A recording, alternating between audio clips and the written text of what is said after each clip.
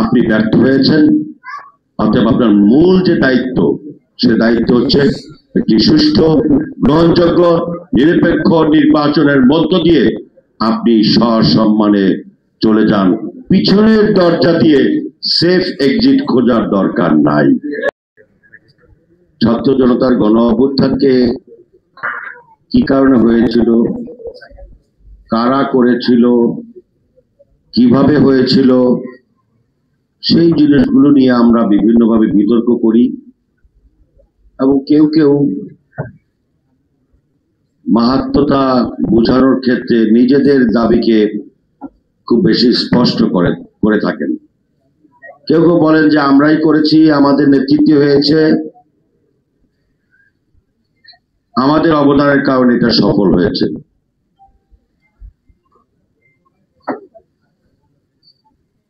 কিন্তু আশ্চর্যজনক বিষয় হচ্ছে, গত 17 বছর বাংলাদেশের এই ফ্যাসিবাদ বিরোধী আন্দোলন, যার নেতৃত্ব, যার নির্দেশনা, যার মেধা, যার বিচক্ষণতার মধ্য দিয়ে এই আন্দোলনের সফলতার মুখ দেখেছে, তিনি আন্তর্জাতিক মিডিয়ার মুখোমুখি হয়ে বলেছেন, বাংলাদেশের ছাত্র জনতার গণ অভ্যুত্থানের মাস্টার মাইন্ড হচ্ছেন এই দেশের প্রত্যেকটি নাগরিক, এই দেশের প্রত্যেকটি জনগণ।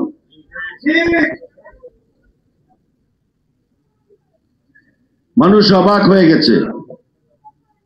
এই দেশের প্রতিটি মানুষ জানে জনাব তারেক রহমান সাহেবের নির্দেশনা, নেতৃত্বে বাংলাদেশে এই দীর্ঘ ফ্যাসিবাদ বিরোধী আন্দোলন বাঁকে বাঁকে হোঁচট খাওয়ানোর চেষ্টা করা হয়েছে। বাঁকে বাঁকে এই আন্দোলনকে ছুরিকাঘাত করার চেষ্টা করা হয়েছে। প্রতিটি বাঁকে বাঁকে এই আন্দোলন যাতে সফল না হতে পারে, ষড়যন্ত্র করে আন্দোলনকে একটা দুমড়ে মুচড়ে একটা নৈরাজ্যের দিকে ঠেলে দেওয়ার চেষ্টা হয়েছে। সেই স্তূপ থেকে টেনে আবার জনাব তারেক রহমান সাহেব এই ছাত্র গণ অভ্যুত্থানের যারা দাবি করেন, তাদের ভূমিকা আছে, কিন্তু তারা যেভাবে বলছেন যে তাদের কারণেই অভ্যুত্থান হয়েছে, তাদের বক্তব্যগুলো যদি চেক করি, আপনি যদি খুঁজে দেখেন, ওই হারুনের ভাতের হোটেলে গিয়ে ওখান থেকে বের হয়ে একটা চিরকুট ধরিয়ে দেওয়া হয়েছে, বলেছিল এই আন্দোলনের সঙ্গে আমাদের কোনো সম্পর্ক নেই, বলেছিল আমাদের সকল কর্মসূচি আমরা প্রত্যাহার করে নিলাম। আইনমন্ত্রীর বাসা থেকে বের হয়ে গভীর রাতে এখন যারা খুব হাঁকডাক মারেন, তারা দাঁড়িয়ে বলেছিলেন এই আন্দোলনের সঙ্গে আমাদের কোনো সম্পর্ক নেই, আমরা শুধুমাত্র আমাদের কোটার যে আন্দোলন, সেই আন্দোলনের মধ্যেই সীমাবদ্ধ। এগুলো তো বানানোর কথা না। সেই সময় যদি জনাব তারেক রহমান সাহেব প্রতিটি গ্রামে গঞ্জে, উপজেলায়, জেলায়, সমস্ত জায়গায় কথা না বলতেন, প্রত্যেকে যদি সমস্ত ধরনের সহায়তা না করতেন, তাহলে এই আন্দোলন টেনে নেওয়া সম্ভব ছিল না। অথচ সেই ব্যক্তি অত্যন্ত বিনয়ের সাথে, বিচক্ষণতার সাথে তার কৃতিত্ব জাহির না করে তিনি সারা বাংলাদেশের মানুষের প্রতি শ্রদ্ধা জ্ঞাপন করেছেন, এই কথা বলে যে এই আন্দোলনের জন্য সমস্ত মানুষ ভূমিকা পালন করেছে, সমস্ত মানুষ মাস্টার মাইন্ডের ভূমিকা পালন করেছে। আমরা আজকের জুলাই যোদ্ধাদের এই সভা থেকে জনাব তারেক রহমানের এই বিনয়ী ভাব প্রকাশের জন্য তাকে আমরা সালাম জানাই, শ্রদ্ধা জানাই, কৃতজ্ঞতা জানাই। শহীদ প্রেসিডেন্ট জিয়াউর রহমানের সুযোগ্য উত্তরসূরি হিসেবেই আপনি জাতির সামনে এই কথাগুলো উপস্থাপন করেছেন। এই বাংলাদেশের মানুষ আপনাকে মনে রাখবে। আপনার নিজের 17-19 বছরের নির্বাসিত জীবন, আন্দোলন সংগ্রামে আপনার এই ভূমিকাকে আপনি নিজের থেকে পিছনে ফেলে দিয়ে মানুষকে যে সম্মান দিয়েছেন, এই দেশের সাধারণ ছাত্র জনতার আন্দোলনের প্রতি আপনি যে সম্মান জ্ঞাপন করেছেন, সেজন্য এই দেশের মানুষ আপনাকে কৃতজ্ঞতার সাথে স্মরণ রাখবে। সংগ্রামী বন্ধুগণ, যে বিষয়টি ছাত্র জনতার গণ অভ্যুত্থানের প্রেক্ষাপটে আজকের বাংলাদেশ, এই ছাত্র জনতার গণ অভ্যুত্থানের মধ্য দিয়ে একটি সরকার প্রতিষ্ঠা লাভ করেছে। এই সরকারের কাছে মানুষের যে প্রত্যাশা ছিল, আমি ব্যক্তিগতভাবে মনে করি সেই প্রত্যাশা তারা পূরণ করতে ব্যর্থ হয়েছে। এই সরকার ক্ষমতায় থাকা অবস্থায় আজকে 1.5 বছরের মাথায় একজন নারী তার অবুঝ শিশুকে নিয়ে মাইকের সামনে এসে বলবে যে আমার পরিবারের কোনো খোঁজ খবর নেওয়া হয়নি, আমার বাচ্চার কোনো খোঁজ খবর নেওয়া হয়নি, এর থেকে বড় লজ্জার ধিক্কারজনক কোনো বিষয় হতে পারে না। এই সরকারের প্রথম যে কাজ ছিল, সেই কাজটি ছিল যাদের রক্তের বিনিময়ে ছাত্র জনতার গণ অভ্যুত্থান সফল হয়েছে, যাদের রক্তের বিনিময়ে তারা রাষ্ট্র ক্ষমতায় বসেছে, তাদের যথাযথ তালিকা করে শহীদ পরিবারের প্রতি যথাযথ দায়িত্ব নেওয়া রাষ্ট্রের পক্ষ থেকে, সেটি তারা ব্যর্থ হয়েছে। এই সরকারের প্রধান কাজ ছিল সকল আহতদের তালিকা করে তাদের সুচিকিৎসা নিশ্চিত করা। আপনাদের মনে আছে স্বাস্থ্য উপদেষ্টা হাসপাতালে গিয়ে সেখানে জুলাই যোদ্ধাদের ধাওয়া খেয়েছে, ভুলে গিয়েছেন আপনারা? অবরুদ্ধ হয়েছিল। কারণ কি? তারা তাদের দায়িত্ব পালনে ব্যর্থ হয়েছিল। আমরা মনে করেছিলাম সময় স্বল্পতার কারণে হয়তো তারা এখনো কাজগুলো করতে পারছে না। কয়েক শত কোটি টাকা সেখানে বরাদ্দ দেওয়া হয়েছে।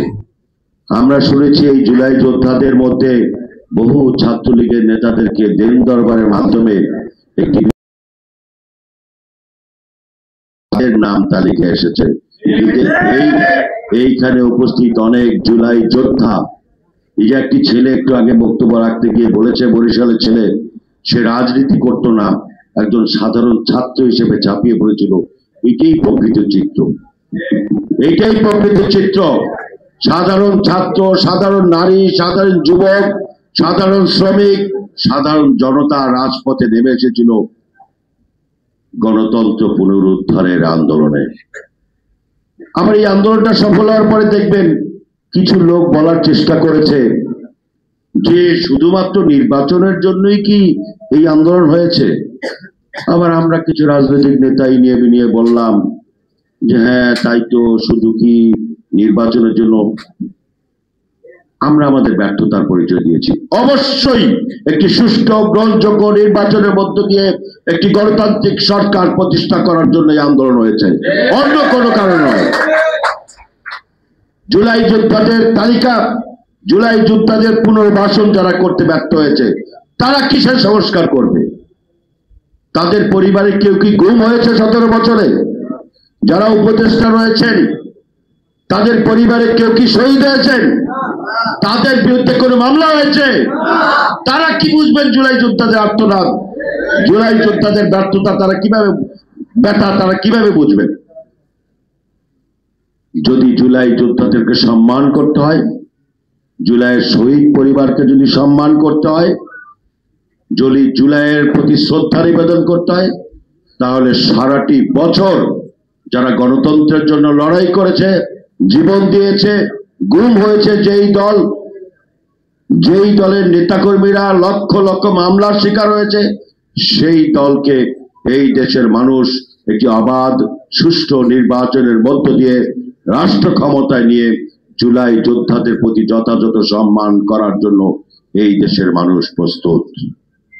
সেই কারণে বর্তমান বাংলাদেশে এখনো তথাকথিত কিছু বিষয় নিয়ে এই নির্বাচনকে বানচালের ষড়যন্ত্রে একটি মহল লিপ্ত। এই ষড়যন্ত্রকারী মহলের বিরুদ্ধে আমরা যদি এক হয়ে তাদের ষড়যন্ত্র রুখে দিতে না পারি, তাহলে জুলাই যোদ্ধায় নিহত, জুলাই যোদ্ধাদের প্রতি যে আমরা ভালোবাসা, যে সম্মান দেখাতে চাই সেটা কিন্তু ব্যর্থ হবে। এবং জুলাই যোদ্ধাদের যেই আর্তনাদ, যেই চেতনাবোধ, যেই চিন্তা করে এই দেশকে গণতান্ত্রিক বাংলাদেশে রূপান্তর করতে চেয়েছিল, সেই চিন্তা চেতনা ব্যর্থ হতে পারে। অতএব বর্তমান বাংলাদেশে, বর্তমান প্রেক্ষাপটে আমাদের দাবি হচ্ছে আপনি ব্যর্থ হয়েছেন। অতএব আপনার মূল যে দায়িত্ব, সে দায়িত্ব হচ্ছে একটি সুষ্ঠু, গ্রহণযোগ্য, নিরপেক্ষ নির্বাচনের মধ্য দিয়ে আপনি সসম্মানে চলে যান। পিছনের দরজা দিয়ে সেফ এক্সিট খোঁজার দরকার নাই। পিছনের দরজা দিয়ে কারো হাতে পায়ে ধরার দরকার নাই। সুন্দর গ্রহণযোগ্য নির্বাচনের মধ্য দিয়ে যদি জাতির সামনে প্রমাণ করতে পারেন যে আপনাদের উদ্দেশ্য সৎ, মহৎ এবং সততার সাথে সম্পন্ন করতে পেরেছেন, সেই এক্সিট দরকার নেই। এই দেশের জনগণই আপনাদেরকে সেই এক্সিট দেবে। আপনাদের সকলকে ধন্যবাদ। খোদা হাফেজ। বাংলাদেশ জিন্দাবাদ।